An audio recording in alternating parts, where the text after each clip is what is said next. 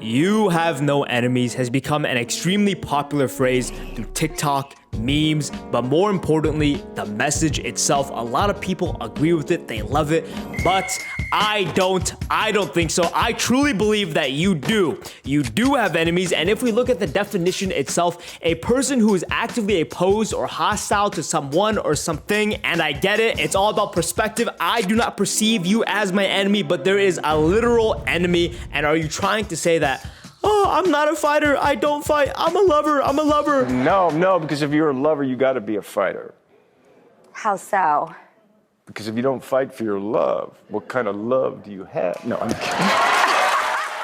I don't want to take the quote out of context, so just remember that Thor's, the main character's dad, said, "Thorfinn, no one's your enemy. Don't kill him. That sword is bad for you. Don't do it." So obviously we're not meant to take this literally. We're meant to take it metaphorically. And every single mid-video essays, their whole analysis of "I have no enemies" is number 1, you are your own enemy. Don't hate yourself. Number 2, love everyone impartially. Number 3, the easy route is to hate. I'm sorry, but did you notice that there is no consistency? There's only interpretations, and yes, interpretations are fine, but it becomes a gigantic problem when your quote doesn't make sense to anyone. Everyone believes a unique and completely different thing. There is no consistency because they're looking for something deep when fundamentally the quote itself is extremely shallow. It doesn't make sense.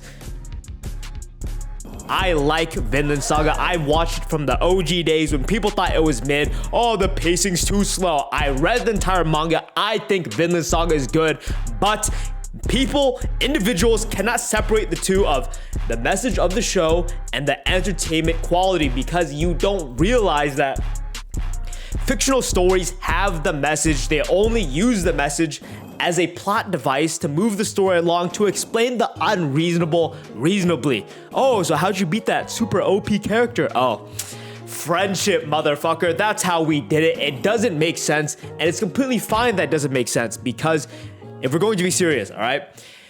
If you are a normal human being, you have goals, you have dreams, you have aspirations, and you follow the quote, you live the quote of "I have no enemies," well, I'm gonna break it to you.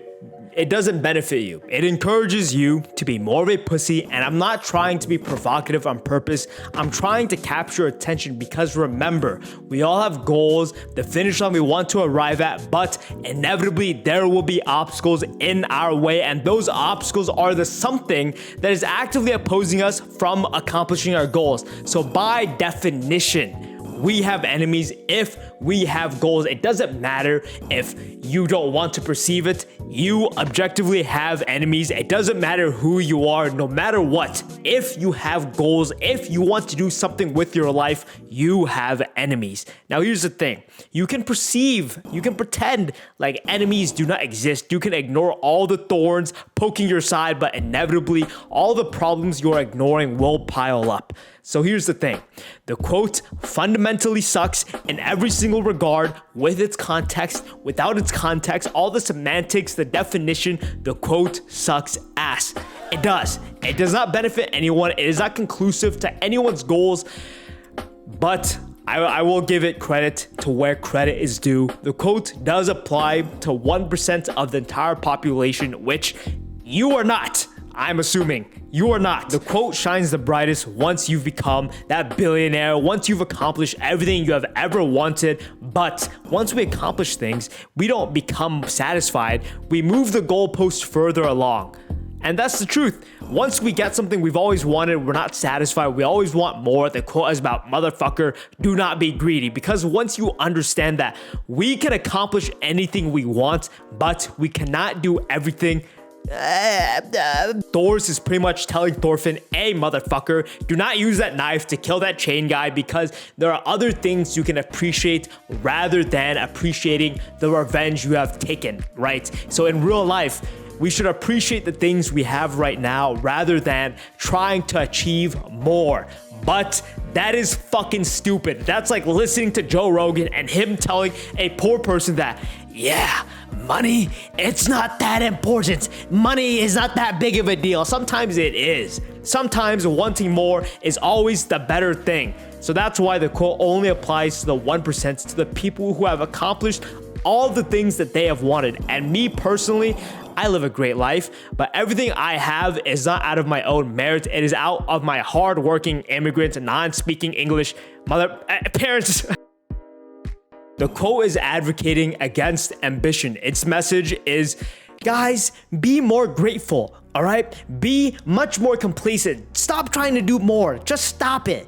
And honestly, truthfully, I can see why it's so fucking popular, because everybody wants more. That's a fact. But a lot of people are not willing to exert the effort to have that more.